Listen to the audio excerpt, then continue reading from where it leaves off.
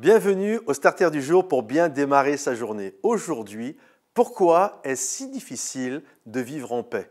Pourquoi c'est difficile d'être en paix dans ses relations? Pourquoi tu te disputes? Qu'est-ce qui fait qu'il y a toujours des tensions qui prennent place? Il y a quelques jours en arrière, je regardais une série qui s'appelle The Chosen. C'est une série sur la vie de Jésus. Et c'est très intéressant, à un moment donné, il y a les disciples qui se disputent. Et Pierre, Jacques, Jean, enfin bref, ils sont tous là en train de se disputer. Et puis un peu plus loin, il y a Thomas qui discute avec une dame. Et puis cette dame se retourne, elle entend les disciples se disputer. Elle dit, mais qu'est-ce qui se passe avec eux? Et là, Thomas répond en disant, la façon la plus généreuse de le dire, c'est qu'ils aiment le maître, mais ils ne sont pas d'accord sur la manière de le suivre. Ils ne sont pas d'accord sur la manière de servir. Et je crois que c'est exactement pareil pour nous. Nous aimons tous Jésus, en tout cas si vous êtes croyant, vous aimez Jésus. L'église d'à côté, même si vous n'êtes pas d'accord avec eux, la réalité, ils aiment aussi Jésus. On va être étonné d'ailleurs dans le ciel de voir tous ceux que nous, on n'a pas spécialement appréciés sur cette terre, mais qui sont au ciel parce qu'ils aimaient Jésus avec nous. Et bien souvent, c'est ça qui crée les tensions. La réalité, nous aimons tous Jésus, nous avons un corps pour Jésus, nous aimons son œuvre, mais nous ne sommes pas d'accord sur comment l'aimer. Nous ne sommes pas d'accord sur comment le servir.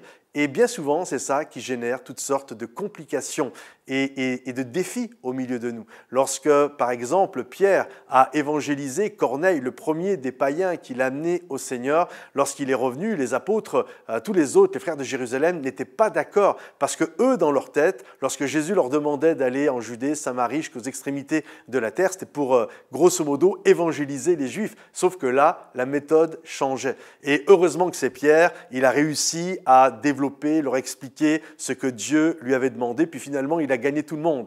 Mais heureusement que c'était Pierre. Si ça avait été un petit jeune stagiaire, ça aurait été très compliqué. Et bien souvent, c'est ça.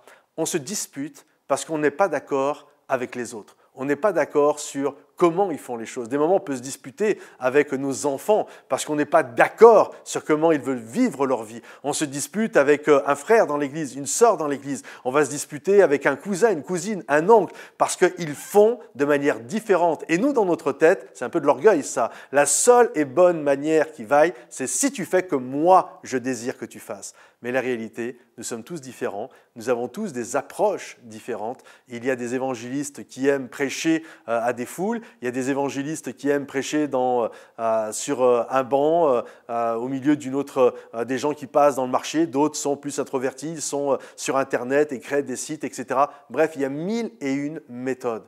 Mais ce qui est important, c'est que nous puissions tous nous apprécier et respecter l'autre qui fait différemment. Ce n'est pas parce qu'il fait différemment qu'il aime moins Jésus que moi. Pourquoi est-ce si difficile de vivre en paix? C'est parce que souvent nous voulons imposer aux autres notre manière de voir et notre manière de faire, alors que nous pourrions simplement dire « Ok, c'est ta manière de faire, c'est ta manière de voir, c'est ta manière que tu veux, surtout s'il n'y a rien d'anti-biblique, il n'y a vraiment pas de souci. Mais des moments, ce n'est même pas une histoire de Bible. Si on veut imposer, nous, notre méthodologie, non, restons humbles et acceptons que les gens fassent de manière différente, que ce soit des frères et sœurs, que ce soit des gens autour de nous, bref, que nous puissions le vivre avec beaucoup d'humilité. Que le Seigneur vous bénisse.